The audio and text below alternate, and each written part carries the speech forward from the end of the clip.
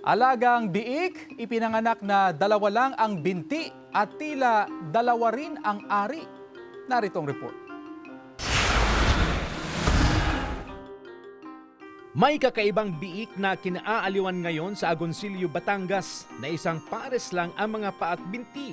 Ang paa niya na lang po ay dalawang nasa unahan. Nagulat ako talaga kasi yung time na lang yun na nakakita ng kakaibang baboy.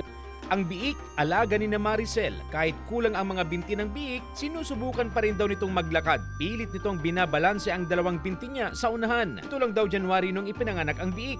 Siya po yung kaunahang nilabas.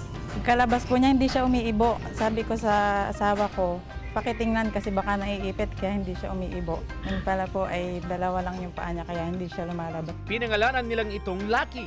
Kasi po, tingin ko talaga swerte siya sa amin Pero si na Maricel, gusto raw sanang malinawan. kung ano talaga yung kasarian. Meron po siyang ari ng babae tsaka ng lalaki. Ano nga ba ang kasarian ni Lucky? Babae o lalaki? Ang kondisyon ng two-legged pig na si Lucky, tinatawag na Amelia. Isang congenital birth defect kung saan kulang o hindi ganap na nabuo ang isa o higit pang paa o braso ng isang hayop.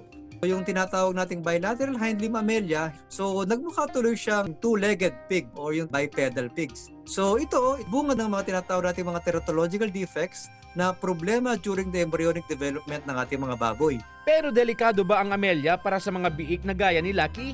Number one na maapektuhan dito yung kanilang mobility. Pagdating sa paghahanap ng pagkain, maging sa protection sa kanyang sarili, so medyo magkakaroon siya ng challenge. Sa tanong naman ni Maricel kung ano nga ba ang kasarian ni Lucky, ayon kay Doc Aris, si Lucky ay posibleng isa raw male pseudohermaphrodite. The best thing that we can do is to help yung kanyang mobility. Special care. Basically, ang kanilang main need, intensive care. CJ Torida, One North, Central Luzon.